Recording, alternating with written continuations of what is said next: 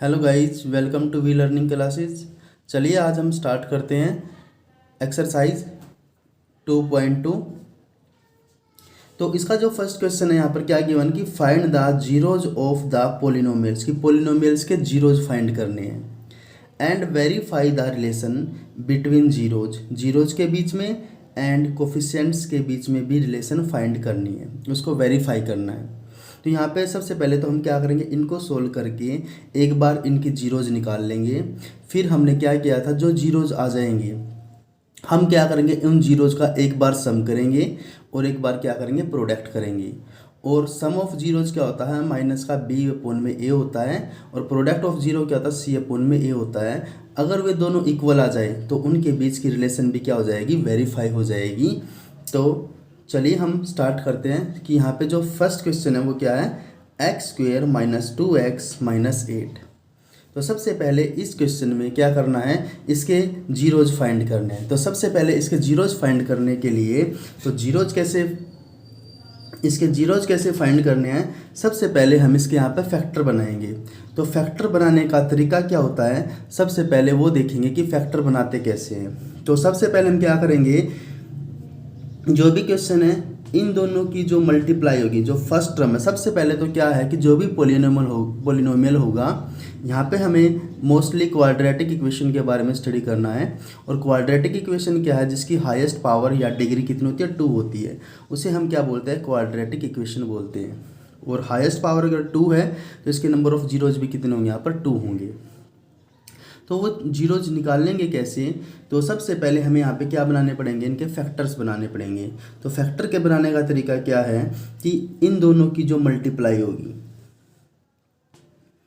सबसे पहले क्या करेंगे, जो भी पोलिनोमियल है उसको उनकी पावर के अकॉर्डिंग उसको असेंडिंग या डिसेंडिंग ऑर्डर, बढ़ते क्रम में या पावर्स के घटते क्रम में उसको लिखेंगे। जैसे यहाँ पे लिखी हुई है इक्वेशन, यहाँ पे x की पावर कितनी है, 2 है। उसके बाद x की पावर क्या, 1 है। यहाँ पे x नहीं है तो यहाँ पे x की पावर 0 मान लें, तो उससे कम है। इसका मतलब x की पावर 0 होगी तो वहाँ पे वैल्यू 1 हो जाएगी। तो इसका मतलब क्या है, x की पावर क्या है, यहाँ पर घटते क्रम में है। तो जब भी कोई भी पोलिनोमियल गिवन है तो सबसे पहले उसको हम क्या करेंगे, उसको बढ़ते क्रम में, पावर्स के बढ़ते क्रम में लिखेंगे या पावर्स के घटते क्रम में लिखेंगे। तो जनरली हम यहाँ पे कैसे सोल्व करेंगे, उसको घटते क्रम में लिखना, पहले हाईएस्ट पावर फिर उससे कम फिर उससे कम, इस तरीके से। तो उसके बाद हम क्या करेंगे, उनके फैक्टर्स बनाएंगे यहाँ पर।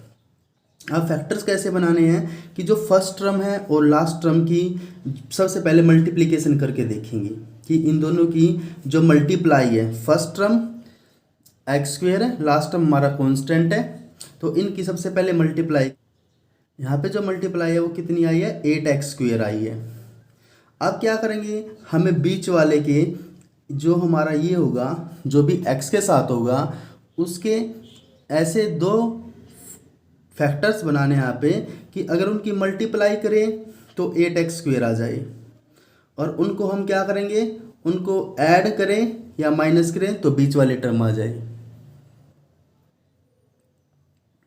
तो यहाँ पर जो 8x स्क्वेयर है, अगर हम यहाँ पे मल्टीप्लाई की, टोटल हमारे पास कितना बैठा है यहाँ पर, 8x स्क्वेयर। अब हमें क्या करना है, जो हमारी मल्टीप्लिकेशन है यहाँ पे 8x स्क्वेयर, उसके हमें फैक्टर्स बनाने हैं।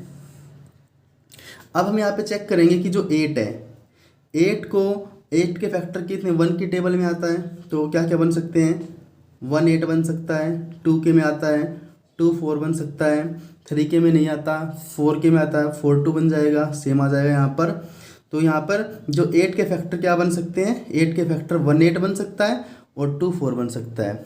तो फैक्टर्स क्या होते हैं कि 8 1 की टेबल में भी आएगा, 8 2 की टेबल में भी आएगा, 8 4 की टेबल में भी आएगा, 8 8 की टेबल में भी आएगा। तो फैक्टर्स क्या होते हैं कि वो नंबर जो उस किसी की टेबल में आता है, जैसे 8 1 की टेबल में आता है तो 1 8 का फैक्टर है, 8 8 की टेबल में आता है तो 8 8 का फैक्टर है, 2 की टेबल में भी 8 आता है तो 8 जो 2 है यहाँ पर वो 8 का फैक्टर है। यहाँ पे जो 8 है वो 4 की टेबल में भी आता है, तो इसका मतलब 4 क्या है, 8 का फैक्टर है। कि वो किस किस नंबर से डिवाइड हो सकता है, कि कोई भी नंबर किसी अदर नंबर से किस किस से डिवाइड हो सकता है, वे सारे क्या हो जाएंगे, उसके फैक्टर्स हो जाएंगे। अब हमने क्या किया था, इस फर्स्ट और लास्ट टर्म की जो मल्टीप्लाई की थी उसको दो पार्ट में डिवाइड करना है कि उनकी मल्टीप्लाई करे तो ये बन जाए इनकी मल्टीप्लिकेशन के इक्वल 8x² के इक्वल, और उनको ऐड करे या प्लस माइनस करे तो बीच वाली टर्म बन जाए यहाँ पर। तो अगर हम यहाँ पे करते 1 और 8 की मल्टीप्लाई करते हैं तो 8 तो आ जाएगा, लेकिन 8 में 1 ऐड करोगे तो 9 हो जाएगा, 8 में से 1 माइनस करो तो 7 हो जाएगा, तो बीच वाली टर्म नहीं आ पाएगी। अब ये सेकंड देखते हैं कि सेकंड फैक्टर क्या है, यहाँ पे 2 और 4 है। यहाँ पे अगर 4 2 की मल्टीप्लाई करते हैं तो 8 आ जाएगा मल्टीप्लाई में, अगर ऐड करते हैं तो 4 में से 2 गया तो 2 भी आ जाएगा। लेकिन यहाँ पे जो हमें लेके आना 2 वो माइनस में लेके आना है, इसका मतलब जो बड़ा नंबर है उसके आगे हम क्या रखेंगे, माइनस रखेंगे। 4 के आगे माइनस रखेंगे, 2 के आगे क्या रखेंगे, यहाँ पर प्लस रखेंगे। तो हम इसके फैक्टर्स कैसे करते हैं, जैसे हमारे पास ये है x², ये तो हमने कैसे लिखा है, वैसे समझाने के लिए लिखा है, इसको बताने के लिए हमें क्या करना है, यहाँ पे डायरेक्ट ही करना है कि जो फर्स्ट और लास्ट टर्म की मल्टीप्लाई करेंगे, दो नंबर ऐसे बनाने हैं कि उनकी मल्टीप्लाई करें तो ये बन जाए और उनको प्लस माइनस करें तो बीच वाली टर्म आ जाए। तो यहाँ पे हमने क्या किया, अब हमारे पता है यहाँ पे 2 और 4 बनेगा, तो यहाँ पे क्या करेंगे, यहाँ पे इसको क्या लिख सकते हैं, माइनस का 4x प्लस 2x। तो हमने क्या किया, इस 2x को क्या लिख दिया, इस 2x को हमने क्या लिखा है, 4x प्लस 2x। देख सकते हैं यहाँ पे कि -4x में से 2x जाएगा, -4x में से अगर 2x जाएगा तो क्या बचेगा, 2x बचेगा, और बचेगा किसका, माइनस का, क्योंकि बड़ी टर्म क्या है यहाँ पे माइनस की है, तो यहाँ पे -2x आ जाएगा कि -4x में से 2x गया तो क्या आ जाएगा, यहाँ पे माइनस का 2x आ जाएगा। अगर हम दोनों की मल्टीप्लाई करते हैं 4 × 2 कितना आ जाएगा, 8, और x × x² आ जाएगा, और आएगा किसका, ये माइनस की है ये प्लस की है तो -8x²। तो यहाँ पे भी कितना था, -8, और x की मल्टीप्लाई कर रहे थे -8, x² की मल्टीप्लाई -8x² था। तो दोनों को अगर ऐड करेंगे तो बीच वाली टर्म आ जाएगी, अगर मल्टीप्लाई करेंगे तो क्या बन जाएगा, 8x² बन जाएगा। यहाँ पे क्या था, -8। तो हमने ये जो फैक्ट, ये बीच में ये जो दो पार्ट में डिवाइड करा किसको, क्या, जो x के साथ है मिडल टर्म को। अब हम क्या करेंगे, अब हमें इनमें से जो कॉमन है, पहले दो यहाँ से क्या करेंगे, यहाँ से जो पहले दो हैं ये, इनमें से क्या कॉमन है, x इसमें भी है x इसमें भी है, तो पहले जो दो हैं इसमें से x कॉमन ले लेंगे। तो इसमें से अगर हम x कॉमन लेंगे यहाँ से, तो इसमें x था तो यहाँ पे एक x रह जाएगा, यहाँ पे इसके साथ x था, यहाँ पे क्या रह जाएगा, -4 रह जाएगा।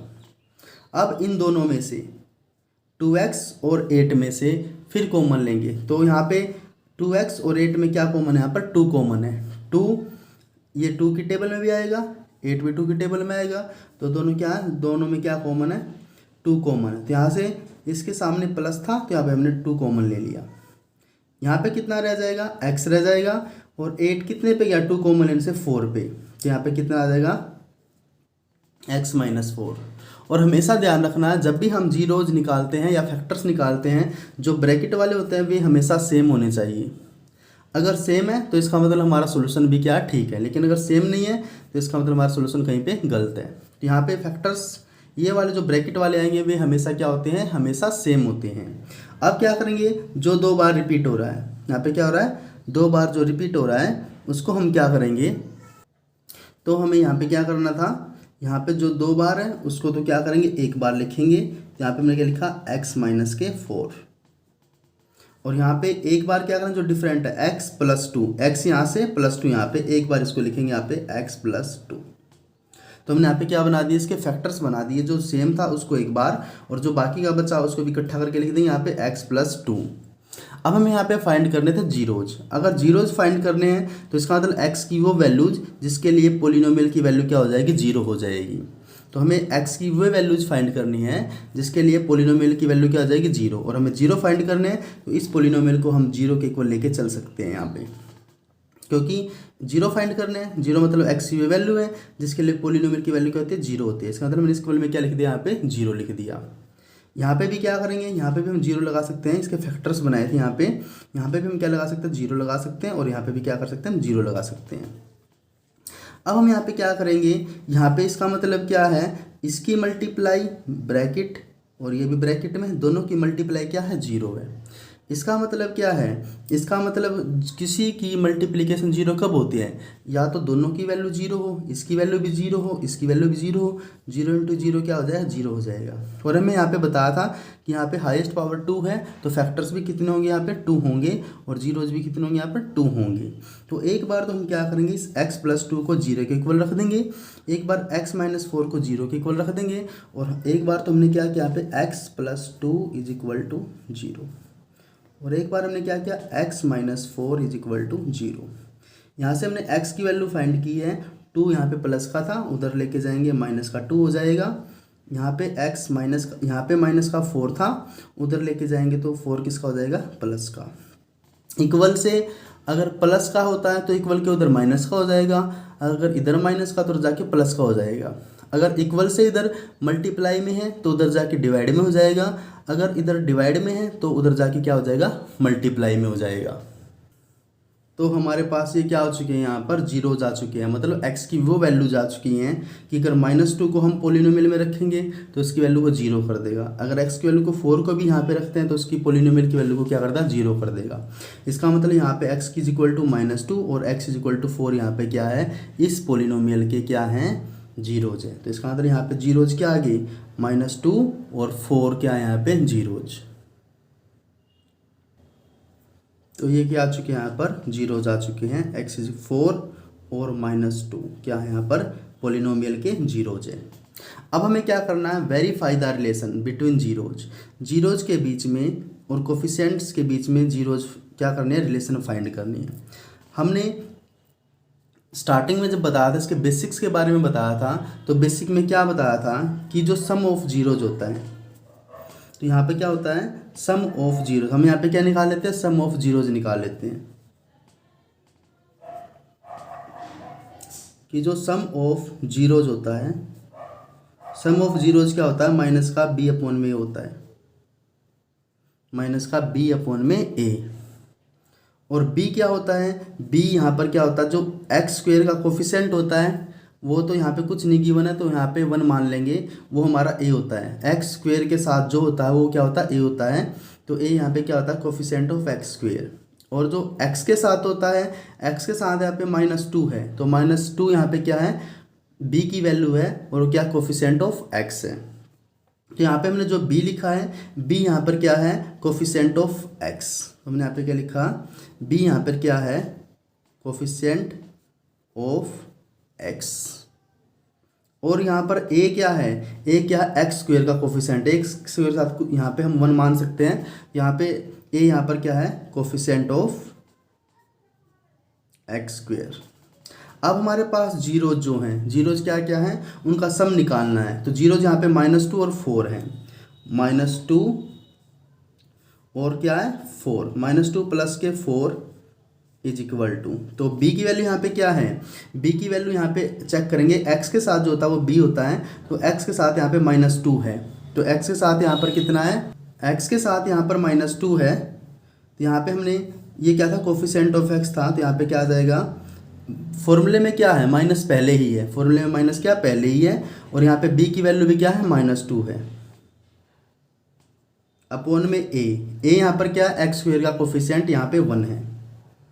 यहाँ पे हमने क्या किया, फोर में से हमने सम ऑफ जीरोज निकाला था, जो हमारे पास जीरोज आई थी, तो फोर में से टू गया कितना, टू, और यहाँ पे भी माइनस माइनस प्लस हो जाएगा, यहाँ पे भी कितना आ जाएगा, टू। तो यहाँ पे क्या हो चुका है, तो कोफिशिएंट ऑफ एक्स और अपॉन में कोफिशिएंट ऑफ एक्स स्क्वेयर की जो वैल्यू आई है वो भी यहाँ पे टू आई है, और सम ऑफ जीरोज भी क्या क्या यहाँ पे टू आया, तो इसका मतलब यहाँ पे क्या हो चुका है, ये वेरीफाई हो चुका है। अब क्या निकालेंगे, प्रोडक्ट्स ऑफ जीरोज। तो प्रोडक्ट ऑफ जीरोज क्या होता है, product of zeros, product of zeros क्या होता है, सी अपॉन में ए होता है, सी अपॉन में ए। सी क्या था यहाँ पे, सी यहाँ पे ये रहा, जो एट था, ये एट था, ये क्या था यहाँ पे, कांस्टेंट टर्म थी, और ये क्या थी यहाँ पे, सी क्या था यहाँ पे, कांस्टेंट टर्म, और ए क्या था यहाँ पे भी बताया है, कोफिशिएंट ऑफ एक्स स्क्वेयर। तो यहाँ पे क्या आ जाएगा, प्रोडक्ट, हमारे पास जीरोज क्या है, माइनस टू और फोर आया है, तो उनकी प्रोडक्ट जो करेंगे -2 की और 4 की जो प्रोडक्ट करेंगे इज इक्वल टू सी, हमारी कॉन्स्टेंट टर्म यहाँ पे 8 थी और ए की वैल्यू यहाँ पे क्या थी 1 थी। तो यहाँ पे अगर मल्टीप्लाई करते हैं तो यहाँ पे जो कांस्टेंट टर्म थी सी यहाँ पर क्या था, इक्वेशन हम देख सकते हैं कि जो 8 था, 8 क्या था माइनस का था, 8 यहाँ पे क्या था माइनस। तो हमने यहाँ पे क्या लगा दिया, 8 क्या किस चीज़ का रहेगा यहाँ पर माइनस का रहेगा कि कांस्टेंट टर्म यहाँ पे 8 के साथ क्या लगा हुआ है माइनस लगा हुआ है। यहाँ पे क्या था सी की वैल्यू -8। तो यहाँ पे अगर मल्टीप्लाई करते हैं यहाँ पे कितना आ जाएगा